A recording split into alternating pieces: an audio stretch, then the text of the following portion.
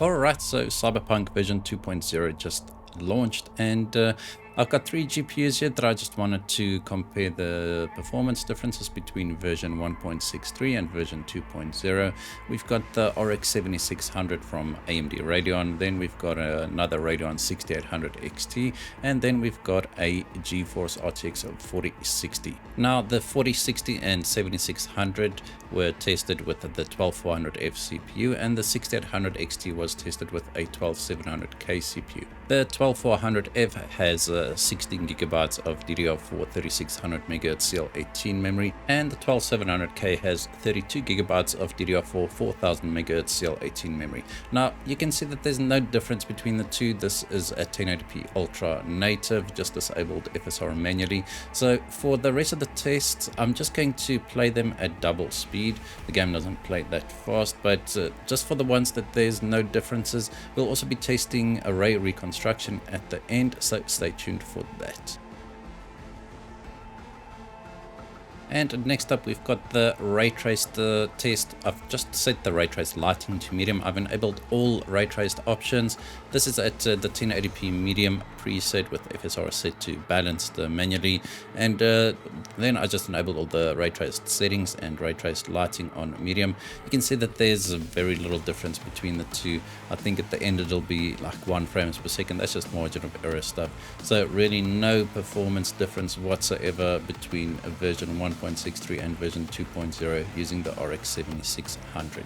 So next up, we'll be testing at 1440p high. This is once again the high preset, and I've just disabled FSR. I made sure that all the settings are exactly the same. One thing that has changed in the new Cyberpunk 2.0 is that crowd density is now under the graphic options and not under gameplay options, and that also scales with the presets. So if you set the preset to low, the crowd density would be set to low, medium and high, and so forth and so forth. But once again, at 1440p high native, we get a solid 60 frames per second experience on both. Alright, so now we're moving on to the RTX 4060, and not much to see here either. It's just pretty much the same. I've noticed very little to no performance differences whatsoever when it comes to pure rasterization and performance. As you can see here, the averages are both locked to around 80 frames per second. The lows are pretty similar, the 1% and the 0.1% lows. This is just a very similar experience. Now, I did not update the drivers for the 4060 to the latest game ready drivers for Cyberpunk, purely just because I want to do a clean comparison versus version 1.63 and version 2. I'll do full-fledged videos a little bit later as soon as I get a little bit more time. Then I'll be testing all these GPUs a little bit more. They'll get their own dedicated videos. But as you can see with the 4060, when ray tracing is enabled, there's no real performance difference here, not like what we saw with the 7600, but the story does change a bit when we enable path tracing, which will come a little bit later. So I just enabled frame generation here, the exact same settings as we used with the previous run, just to see if there's maybe a difference with the way it handles path tracing. I'm pretty sure the driver update will have an effect on this, maybe the ray tracing performance, the DLSS performance overall.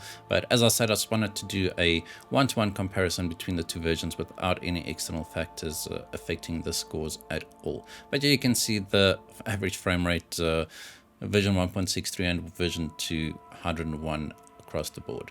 Right, so now we are at 1440p native, and I know I could have tested a lot more settings. I just tested basic settings because, I mean, if you see a difference in one setting, you'll probably see a difference in another setting.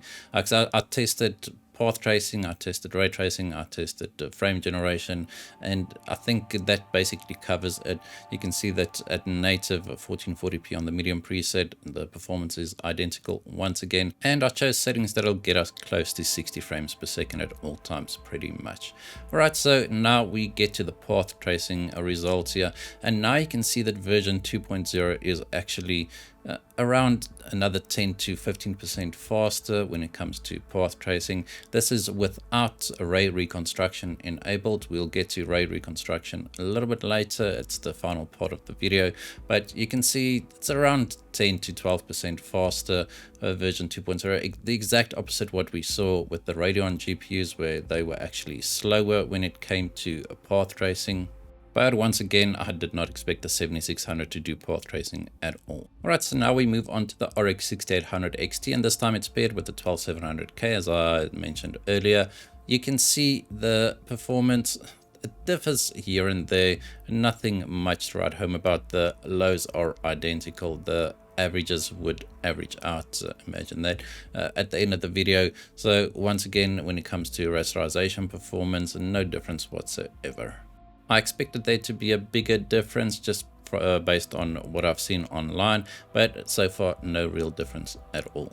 Alright, so here we see another difference actually, and this time it's a little bit bigger. We don't even have path tracing enabled here. This is just with the RT medium, not the RT medium preset. Once again, I just enable all the RT settings except for path tracing, and then I just set the lighting to medium. This time at a FSR balance to 1440p on the ultra preset. And you can see that we're getting around, once again, 10 to 15% lower performance using version 2.0 when compared to version 1.63. I think it averages around 10% at the end of the video, so not much. I mean, 55 versus 50 frames per second, but there is definitely a bit of a difference. So now we're just testing at 4K on the high preset. FSR quality is enabled by default, but I just wanted to mention that this is not a native.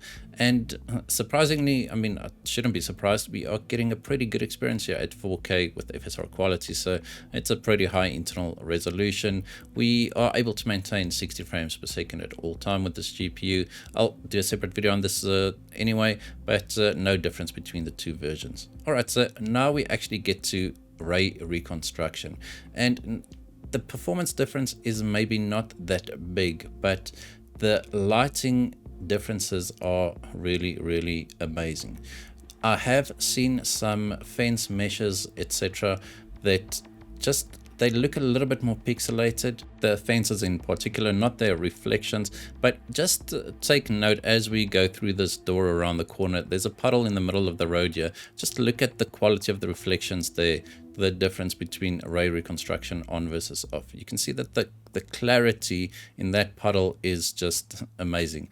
So, and even though it looks better, we do get a slight performance bump. Not much. I think we gained around 10% at the end of this run.